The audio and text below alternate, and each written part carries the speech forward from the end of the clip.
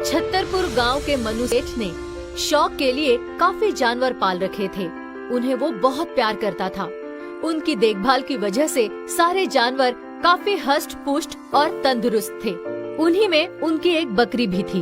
इतनी तंदुरुस्त बकरी को देखकर 3 चोर अंगलू, मंगलू, चंगलू की उस पर बुरी नजर थी।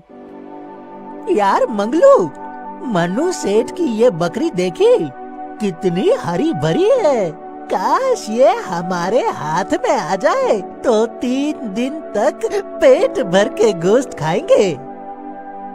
हाँ, मेरी भी कई दिनों से इस पर नजर है, पर इसका मालिक मनु सेठ इतना चालाक है कि हम बकरी चुरा ही नहीं पा रहे।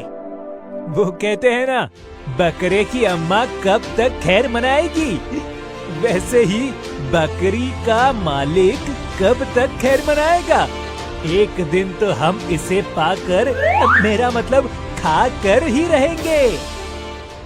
सेठानी, हमारे गांव के 3 चोर अंगलू, मंगलू, चंगलू की हमारी बकरी पर बुरी नजर है। सावधान रहना, किसी भी दिन वे उसे चुरा सकते हैं।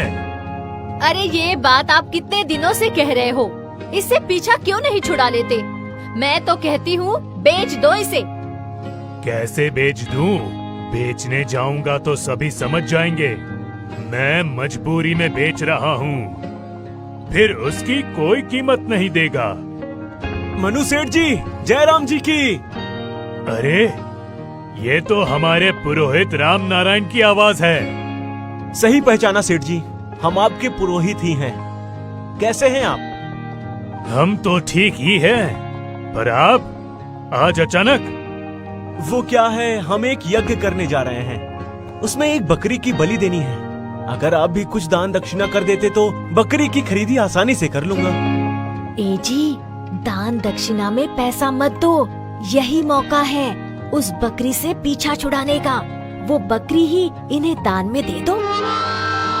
अरे हाँ पुरोहित जी, बकरी की खरीदी के लिए कुछ पैसे क्या? मैं बकरी ही आपको दान कर देता हूँ। क्या कह रहे हैं जजमान?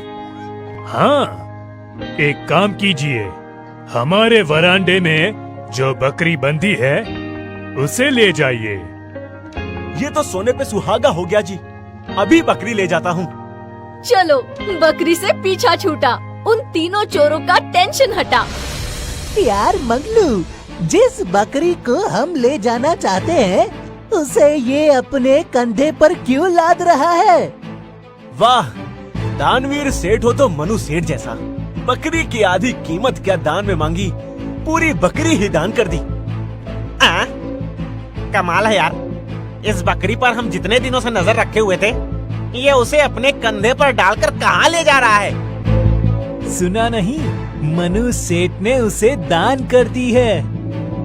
पर यार, ये तो हमें मिलनी चाहिए, हमारे 3-4 दिनों का खुराक है ये। क्यों ना इससे हम दान मांग ले? मंगलू, ये ब्राह्मण है, ये दान देते नहीं लेते हैं। तो ऐसा क्या करें कि इससे भी बकरी हम ले लें? ऐसा तो क्या कर सकते हैं, एक आइडिया है, सुनो।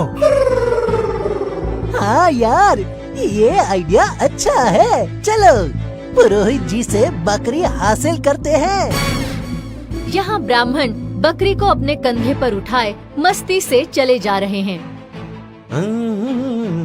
कितना किस्मत वाला हूँ मैं, बकरी की कीमत क्या मांगी, पूरी बकरी ही मिल गई।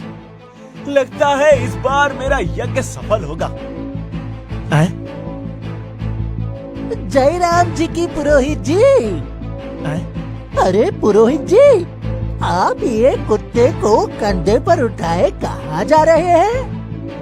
अंधे कहीं के, ये कुत्ता नहीं है, बकरी है बकरी। ध्यान से देखो। कहाँ है बकरी? ये तो कुत्ता ही है। इसके दांत देखो, बड़े बड़े, इसकी पूंछ देखो, टेढ़ी मेढ़ी, इसके नाखून देखो, एकदम शिकारी। इसकी आंखें। बस बस, तुम अपनी आंखें चेक करवाओ। जाओ यहाँ से। और बकरी को लिए हुए अभी ब्राह्मण कुछ ही आगे पहुंचता है कि तभी मंगलू अचानक उनके सामने आ जाता है। वो भी अंगलू की तरह ही सरप्राइज सा कहता है, जयराम जी की पुरोहित जी, अरे ये कुत्ते को आप अपने कंधों पर उठाए क्यों घूम रहे हैं? ध्यान से देखो जजमान, ये कुत्ता नहीं बकरी है। आपने लगता है ध्यान से नहीं देखा। खैर कैसे देखते, आपके कंधे पर पीछे जो है पर मेरी तो आगे ही है। मैं साफ साफ देख रहा हूँ, ये बकरी नहीं कुत्ता है। बाऊ बाऊ सुना पुरोहित जी? अबे भौंक। बाऊ बाऊ। सुना, कहते हैं बकरी है। अरे बकरी भी कभी भौंकती है? कहता हुआ एक तरफ निकल जाता है। यहाँ ब्राह्मण कंफ्यूज सा आगे बढ़ता है। अब उसके मन में भी संदेह पैदा हो जाता है। वो आगे बढ़ता बड़बड़ाता जाता है, ऐसे कैसे हो सकता है? मनु सेठ ने तो बकरी कहकर ही इसे ले जाने को कहा था और मैंने भी बकरी ही उठाई थी। फिर ये भौंकने की आवाज, अरे ये तो बकरी ही है। पर वो दोनों इसे कुत्ता क्यों कह रहे थे? और फिर भौंकने की आवाज भी।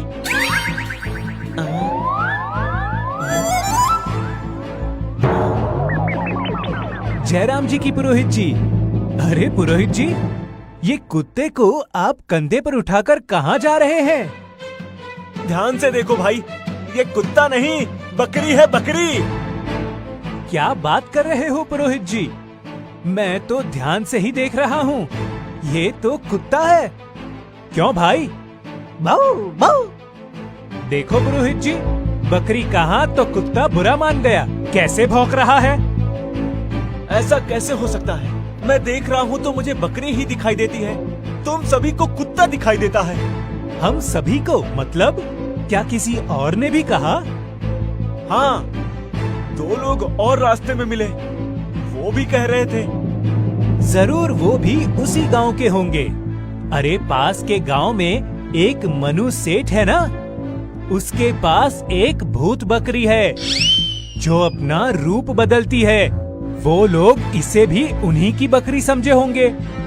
खैर चलो, बकरी हो या कुत्ता।